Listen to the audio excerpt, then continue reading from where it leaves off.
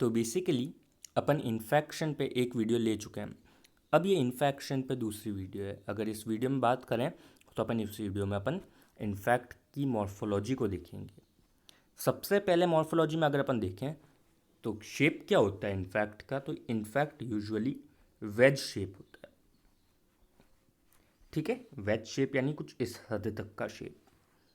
बहुत important question बनता है, बहुत बार एमसीक्यू में बनता है कि इन्फेक्ट का क्या शेप होता है, तो इन्फेक्ट वेज शेप होता है।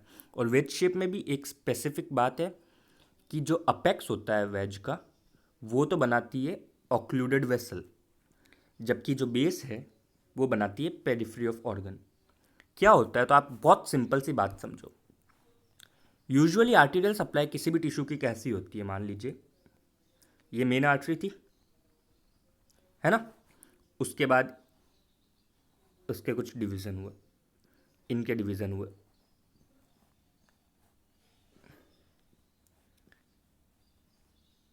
ठीक है, सबके डिवीज़न हुए, इन सबके आगे डिवीज़न हुआ, आर्टेरियल ट्री बना पूरा। मान लीजिए किडनी है,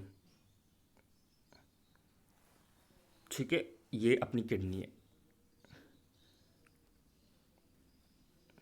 और मान लीजिए ऑक्लूजन हो जाता है यहाँ पे हो गया किसी तरह का ऑक्लूजन। तो अब इसकी तरह इसके कारण आगे यहाँ पे ब्लड नहीं जा रहा, तो ये देखो ऐसा कुछ स्टेमिक कंडीशन बनेगी, ऐसा कुछ इन्फेक्ट बनेगा, ऐसे ही बनेगा ना, क्योंकि यही है उसका ब्लड सप्लाई। इसको अगर आप देखो तो ये वेज शेप हो गया। इसमें पेरिफ्री बेस बेस है, ये बेस कौन बना रहा है, पेरिफ्री ऑफ ऑर्गन, इस किडनी का पेरिफ्री बना रहा है इस बेस को, ठीक है। जबकि इसका अपेक्स अपेक्स कौन बना रहा है, ऑक्लूडेड वेसल, ये देखो कुछ इस तरह का ही है ये, इसलिए ये वेज शेप होता है। इसके बाद अगर अपन बात करें कलर, कलर के बेसिस पे अपन जानते हैं कि दो तरह के होते हैं, या रेड या पेल। एग्जाम्पल ले लेते हैं, रेड कहाँ पे होता है, पेल कहाँ पे होता है, तो इसके एग्जाम्पल अपन को जानने जरूरी है।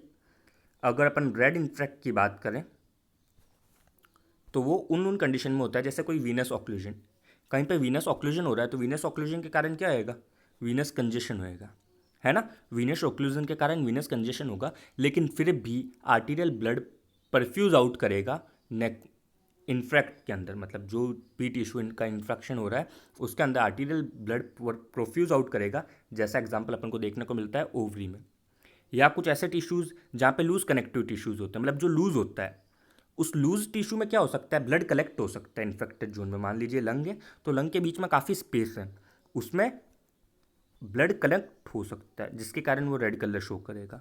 जिसका एग्जांपल क्या है, लंग, या वो जहाँ पे ड्यूअल सर्कुलेशन है, एक तो इन्फेक्ट हो गया लेकिन दूसरा से तो ब्लड अभी भी आ रहा है, ठीक है, या पैरेलल सर्कुलेशन, ड्यूअल सर्कुलेशन है जैसे small intestine. Basically small intestine में ड्यूअल सर्कुलेशन तो नहीं होता, पर आर्टीरियल आर्केड्स तो अपन को देखने को मिलते हैं, उसके कारण अपन इसको एग्जाम्पल, क्योंकि जहाँ पे प्रॉपर ड्यूअल सर्कुलेशन है वहाँ तो इन्फेक्शन होने की प्रोबेबिलिटी बहुत कम होती है, जैसे लंग हो गया, लीवर हो गया, यहाँ तो इन्फेक्शन होने की प्रोबेबिलिटी बहुत कम है, ठीक है। रेयर केसेस में होता है यहाँ पे, पर जैसे स्मॉल इंटेस्टाइन हो गया, यहाँ पे जब होता है तो रेड होता है। और इनफैक्ट लीवर और में भी जब होता है ना, सॉरी लंग में भी जब होता है ना, तो ये हिमरेजिक यानी रेड टाइप का ही होता है, ठीक है। उसके बाद अगर अपन ऐसे देखें कि वो टिश्यूज़ जहाँ पे स्लगिश विनस आउटफ्लो है, या वो टिश्यू जहाँ पे पहले कोई ऑक्लूजन हुआ था लेकिन उसके बाद ब्लड फ्लो को डी एस्टेब्लिश कर दिया, जैसे एंजियोप्लास्टी के बाद में, तो वहाँ पे भी अपन को रेड इन्फेक्ट देखने को मिलता है। पहले तो वहाँ ऑक्लूजन था लेकिन अब वहाँ पे विनस फ्लो को वापस से री एस्टेब्लिश कर दिया, सॉरी ब्लड फ्लो को वापस से री एस्टेब्लिश कर दिया है, उसके कारण वहाँ पे कैसा होगा, रेड हिमरेजिक टाइप का इन्फेक्ट देखने को मिलेगा। वहीं पेल इन्फेक्ट कहाँ पे देखने को मिलता है, तो जहाँ पे आर्टीरियल ऑक्लूजन हुआ है, क्योंकि बेसिकली अब वहाँ पे आर्टरी मतलब ब्लड जा ही नहीं रहा है ना, तो वहाँ पे पेल इन्फ्यूजन होगा। या सॉलिड टिश्यूज़, अब सॉलिड टिश्यू में क्या होता है, मान लीजिए यहाँ पे इस मेन आर्टरी का, तो मान लीजिए कोई टिश्यू है, ठीक है, ये कोई टिश्यू है और इसकी आर्टरी का तो हो गया ऑक्लूजन, अब इसकी आर्टरी से तो इसको ब्लड मिल नहीं रहा, पर जो नियर बाय आर्टरीज है ना वहाँ से तो ब्लड फिर भी इसके पास आ सकता है। लेकिन ऐसी कंडीशन जहाँ इसकी डेंसिटी इतनी ज़्यादा होती है, इतनी ज़्यादा डेंसिटी यूजुअली सॉलिड टिश्यूज़ की होगी डेंसिटी ज़्यादा, तो हार्ड सॉलिड टिश्यूज़ की, जब हार्ड सॉलिड टिश्यूज़ की डेंसिटी इतनी ज़्यादा होती है कि वो seepage of blood from adjoining capillaries को परमिट ही नहीं करता, वो ये परमिट ही नहीं करता कि सीपेज ऑफ ब्लड हो एडजॉइनिंग कैपिलरीज से।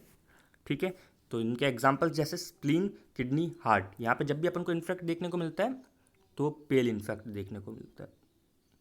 ठीक है, तो बेसिकली ज़्यादा इंपॉर्टेंट कौन कौन से हैं? वीनस ऑक्लूजन और ड्यूअल लंग्स मतलब loose tissues, dual blood supply और आर्टीरियल ऑक्लूजन। ठीक है, इसके बाद अगर अपन देखें तो मार्जिन्स, तो शुरुआत में तो मार्जिन्स क्लियर नहीं होती, बट 1-2 दिन के बाद मार्जिन्स क्लियर हो जाती है। क्यों मार्जिन्स क्लियर हो जाती है? क्योंकि मान लीजिए इस एरिया का हुआ इन्फेक्शन, है ना, तो उसके बाद यहाँ पे तो वायबल टिश्यूज़ है, इसके मार्जिन्स पर तो जितने भी टिश्यूज़ है वो वायबल है। तो ये वायबल टिश्यूज़ है ना, कुछ रिएक्शंस करते हैं इन्फ्लेमेशन की। ठीक है, जिसके कारण यहाँ पे हो जाता है वीनस कंजेशन।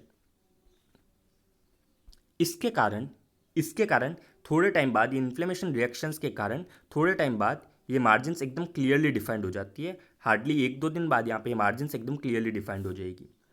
तो बेसिकली बात करें, क्या शेप है, क्या कलर है और कैसी उसकी मार्जिन्स हैं। ठीक है, मार्जिन्स वेल डिफाइंड क्यों होती है? क्योंकि जो वायबल टिश्यूज होते हैं वो इन्फ्लेमेशन रिएक्शंस होस्ट करते हैं। इसके बाद अगर अपन बात करें माइक्रोस्कोपिकली क्या देखने को मिलेगा, तो ज़्यादातर हर केस में coagulative necrosis except cerebral infection, उसमें कौन सा देखने को मिलता है? Liquefactive necrosis.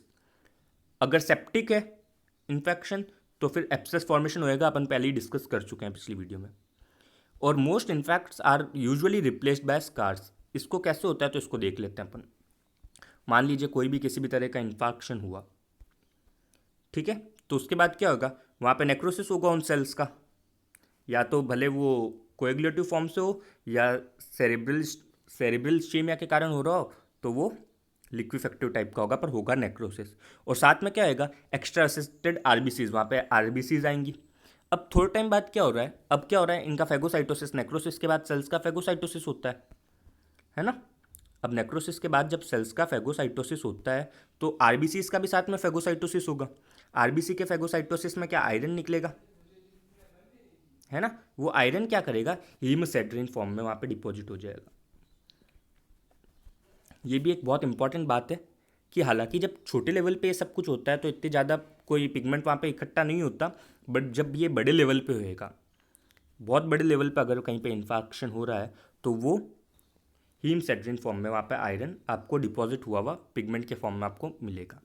फेगोसाइटोसिस के बाद क्या होता है? वहाँ पे खाली जगह, तो यहाँ पे या तो वहाँ पे वापस पेरेन्काइमल रीजनरेशन हो सकता है अगर लायबिलिटी इशू है, ठीक है, तो वापस पेरेन्काइमल रीजनरेशन हो जाएगा। बट ज़्यादातर केसेस में पेरेन्काइमल रीजनरेशन नहीं होता और ग्रेनुलर टिश्यूज़ बन जाते हैं वहाँ पे, जो अल्टीमेटली फॉर्म करते हैं स्कार, है ना। तो बेसिकली ये बात थी कि क्या उसका मैकेनिज्म होता है। और इसके साथ अगर अपन एक और बात करें तो एक इम्पॉर्टेंट बात ये थी कि माइक्रोस्कोपिकली अगर देखें तो अपन नेक्रोसिस में ऑलरेडी डिस्कस कर चुके हैं कि ऑल्दो पेशेंट की डेथ तो हाथों हाथ हो गई इन्फेक्शन के कारण, मान लीजिए किसी को एमआई हुआ तो उसकी डेथ तो हाथों हाथ हो गई है, बट माइक्रोस्कोपिकली जो भी चेंजेस देखने को मिलते हैं वो 12 से 16 घंटे बाद देखने को मिलते हैं। तो अगर पेशेंट की डेथ होती है, अगर अपन उसकी हिस्टोलॉजिकली देखें तो उसकी हिस्टोलॉजी में ऐसा कोई भी चेंज अपन को देखने को नहीं मिलेगा। जितने भी चेंजेस होते हैं वो 12 से 16 घंटे डेथ के बाद होते हैं हिस्टोलॉजिकल चेंजेस। ठीक है, तो ये बात भी अपन को पता होनी चाहिए कि हाथों हाथ इन्फेक्शन का हिस्टोलॉजिकल चेंजेस, बेसिकली नेक्रोसिस का कोई भी हिस्टोलॉजिकल चेंजेस हाथों हाथ नहीं होता, जबकि डेथ तो बहुत सारे केसेस में हाथों हाथ ही होती है। इनफैक्ट इन्फेक्शन अपने आप में डेथ का एक बहुत बड़ा कॉज है। ठीक है, ऐसे बहुत कम केसेस होते हैं। एमआई में तो फिर भी अपन मतलब एंजियोप्लास्टी वगैरह कर देते हैं, बट फिर भी ऐसे बहुत कम केसेस होते हैं जहाँ इन्फेक्शन के बाद पर्सन बच सकता है। ठीक है, तो बेसिकली ये था आपका इन्फेक्शन भी पूरा हुआ आपका। इसी के साथ थैंक यू, होपफुली आपको समझ आया है। और बेसिकली अगर कोई भी किसी भी तरह का डाउट है तो आप कमेंट सेक्शन में लिख सकते हैं। Thank you, this was Jayant Sharma from GMC Barmer. Thank you.